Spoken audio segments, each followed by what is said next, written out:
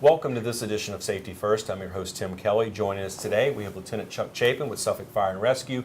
Today's topic, or topics, I should say, we're going to talk about fire safety during the winter time. And again, it kind of presents some different challenges, and we're going to talk about that today. Some of it holiday related, so we'll kind of kick off, again, where we are timing wise, we're just on the cusp, we're just getting into the holiday, the Christmas season here. So of course we're talking about Christmas trees that a lot of people go with the old natural style, they get the real one. And of course even with the fake ones, I guess there's still some safety concerns when you deal with fire. So let's talk about that first. The holiday items that we put out there, some people do candles, different things. What advice can you give us as far as to be safe around this time of year? Well, first of all, I'd like to thank you for allowing us to take this opportunity to discuss, the winter holiday fire safety issues.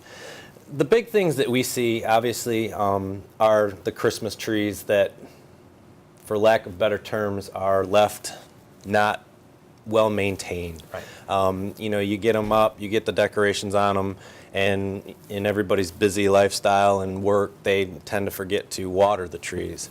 The tree still takes and absorbs the water. Right. That's why it's so important. And what ultimately happens when the tree does not get watered is it just gets to the point where it breaks down, becomes brittle, and hence the fact of if there's a heat source, potentially, the tree could spontaneously or electrically be energized and a fire start. Sure. And everyone's seen the demonstrations of Christmas tree fires, how quickly they burn, and how rapidly they can cause a fire to spread, especially if they're in most trees are next to windows with curtains and everything around you. So now you've got that increased fire load around. So. 1 out of every 34 reported home Christmas tree fires resulted in a death. These are some of the statistics that NFPA has come out with. So it's really important to make sure that you water your Christmas tree. Now, also talked about candles, and those can kind of pop up in a variety of ways, really whether it's the holiday season or not. But I mean, it's a good reminder that make sure they're extinguished before you leave the room or go to bed or whatever, right? Absolutely. And the big thing with candles is you want to make sure that you keep them at least 12 inches from anything. A lot of times, everybody's guilty of it. They take and put it on the mantle, and you've got decorations around the mantle, right, and so on. Again, we recommend that there's a 12-inch worth of space between the candle and any type of item that could catch on fire, anything that's combustible. Sure. Some of the big things is back in the day, there's different traditions where you actually put lit candles on Christmas trees, and we strongly discourage that from happening just for that pure reason of now you're taking a candle with an open flame and putting it on a tree that is, been cut down and is living on the water that's being fed to Correct. it. So that's very important. Yeah. One of the other statistics with candles was 2 out of every 5 home decorated fires started with candles. And the top 4 days for home candle fires are Christmas Eve, Christmas Day, New Year's Eve, and New Year's Day. So again, those key holiday points, that's when a lot of the fires occur with that. So, you've touched on it a couple times already, and it's something we've talked about anytime we talk about fire safety here, is keeping your heating source away from something that's flammable, or really away from, that area, that zone you want to keep. So whether we're talking about a tree, a candle, an oven, or some the fireplace, whatever, and really that's something that's I know obviously we're going to be using those items, or at least most of those items, around the colder months, but still an oven you use kind of year round. But talk about again moving that heat source and what that zone you want to have around it, and how now's a great time, and it's never a bad time, but now's a great time to really check that out, given some of the other things we may be adding to our homes at this time of year. Absolutely. What we recommend is the 3-foot rule. We like to have a 3-foot safe area around anything when it comes to where there's a heat source, any type of open flame. So working in the kitchen, you want to have a kids free zone around your oven, that 3-foot rule, keeping the kids away from that. If you're using a space heater, make sure that you keep that space heater at least 3 feet away from any combustible materials, i.e. a recliner, the couch, beds, the Christmas tree, presents, anything where potentially you have a heat source and you have a combustible material, paper, wrapping paper, manufactured couches, chairs. If over time, that heat source continues to just break down that material if it's too close, and eventually we'll get to the point where it can combust as a result of that. The radiant heat will actually start that.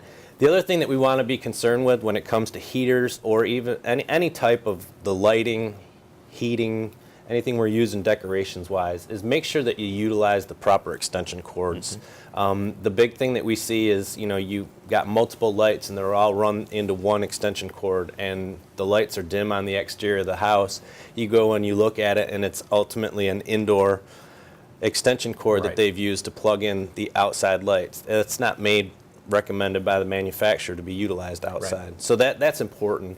The other thing is making sure that you're not running your extension cords under your carpets. Make sure they're on top of the carpet. Make sure they're not being pinched. A lot of times with moving, people walking over top of the extension cord, it'll actually start to break down the cord, and it's also producing heat, so it's actually breaking down the rug. And we've had a couple of instances here lately where it's been an extension cord has been overloaded and ultimately resulted in the cause of the fire.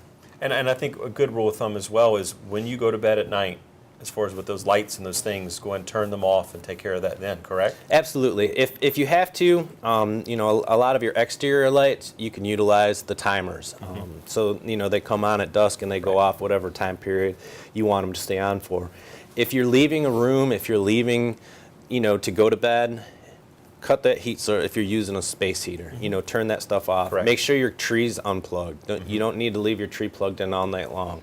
Again, that's just, yes, these lights are manufactured to not produce a lot of heat, but they still, over time, if the lights stay on 24/7, you're running the risk of potentially something happening. And not only, I guess, when you go to sleep, but also when you leave the home, too. Yes. Because, again, it's really the unattended part is what we're talking about. When you're asleep, of course, you're not really paying attention to it. But, I know a lot of people, again, it's the season. People turn the lights on, leave it on. They like the decoration. Then they leave.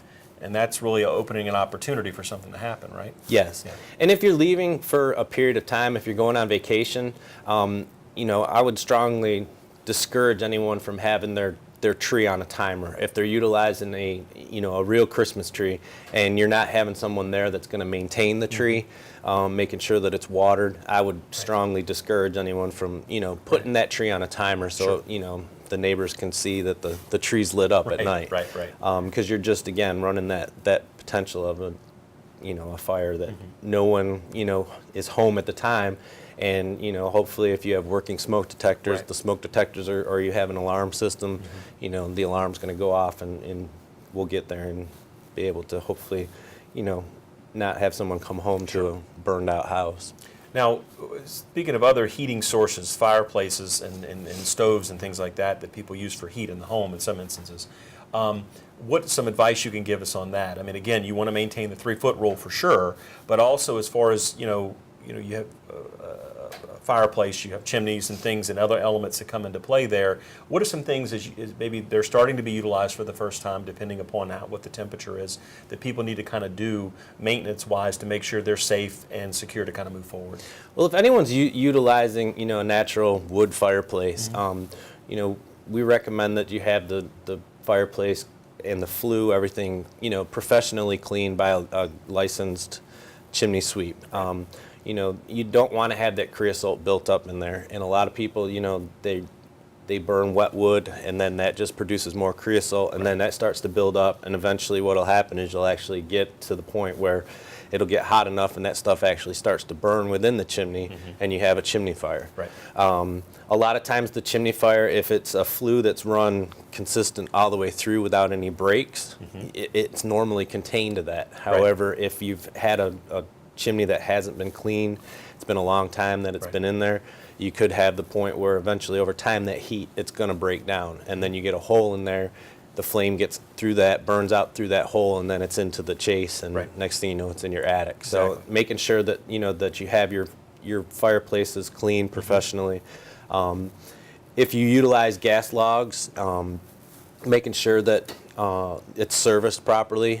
Again, carbon monoxide is the odorless, colorless, most dangerous gas that's out there when it comes to the home, and it's a product of incomplete combustion. So if your fireplace is not producing, it's not burning rich, it doesn't have that proper mixture, Got it. it could be off-gas and carbon monoxide, which in turn now you're going to start to, you could potentially have where you have headaches or you're just not feeling right, If you have any of those signs or symptoms, we recommend that you exit the home, call 911. Again, if you do have gas appliances, make sure that you have a carbon monoxide detector within the house that will potentially, if you do have some type of a leak, it will Sure. alert you to that, and we can respond and investigate that for you. Now, when you're putting CO2 detectors around, like for example, in my home, I have a gas dryer and a gas oven, not in the same room. Should you have one of those near each device, or because just as far as coverage, and I guess it depends on maybe how your home is laid out, but situationally, how should that be approached? What should you do? Well, the number one thing that we recommend is check with the manufacturer.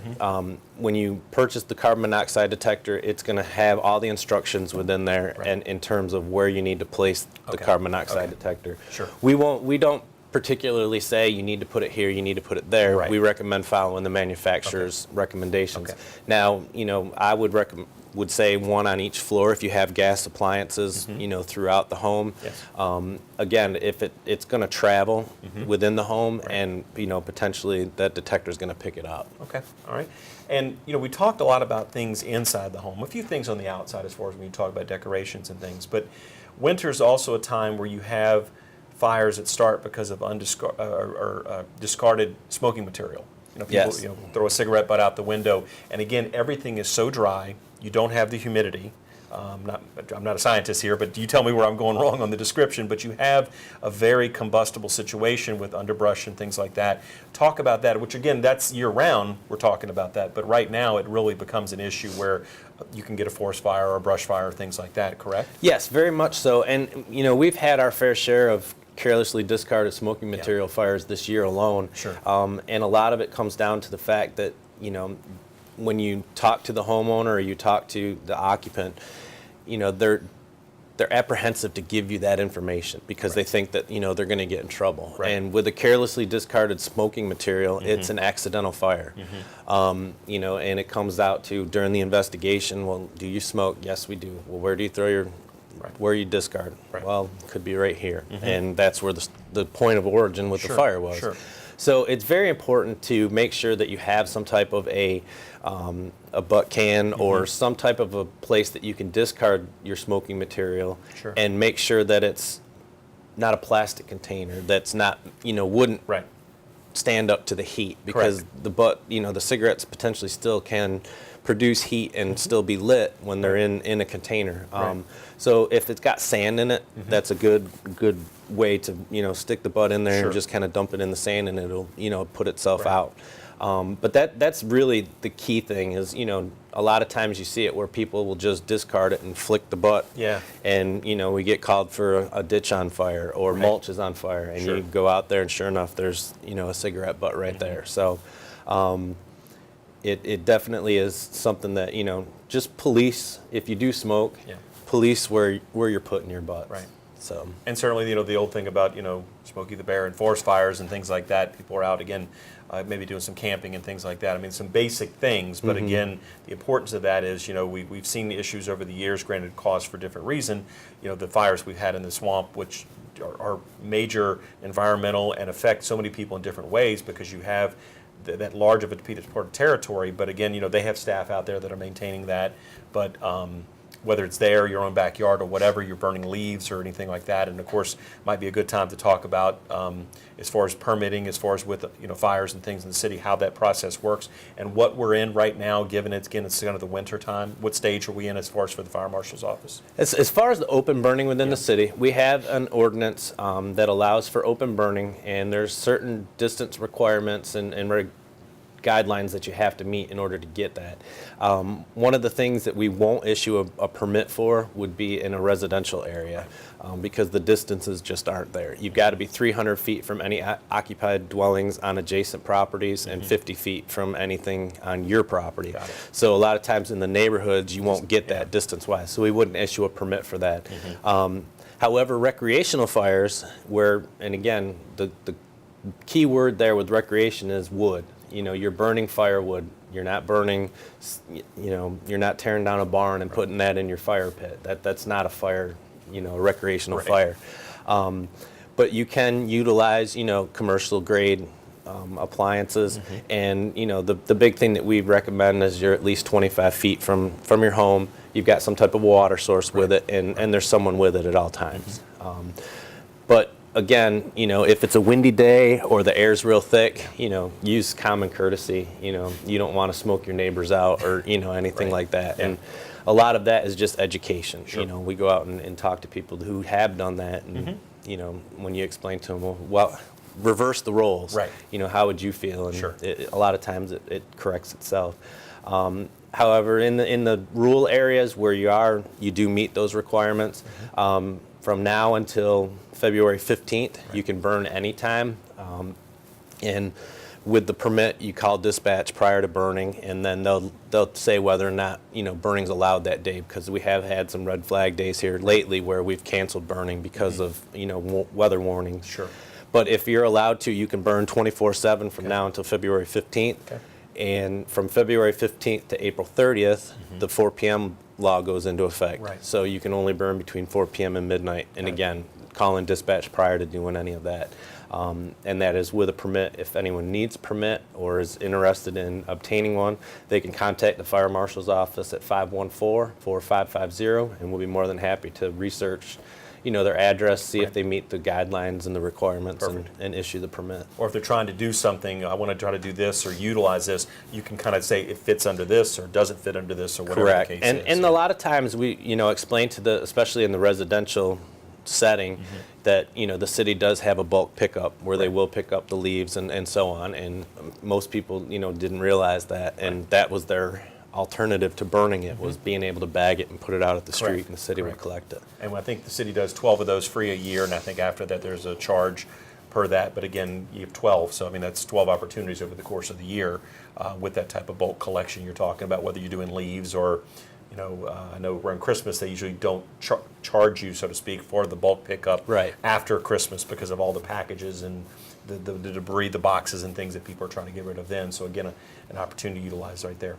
Well, Lieutenant Chapin, I appreciate your time today. Thank Share you. with us is good advice. And again, some of this carries around year-round, so to speak, and others, of course, pertain to the winter season when we're doing some things that are a little bit different due to the holiday or just the temperatures or whatever the case would be. But again, thank you for your time, and you and the men and women of the department for keeping us safe year-round. Thank you, sir. Okay, and that would do it for this edition of Safety First. I'm your host, Tim Kelly. We'll see you next time.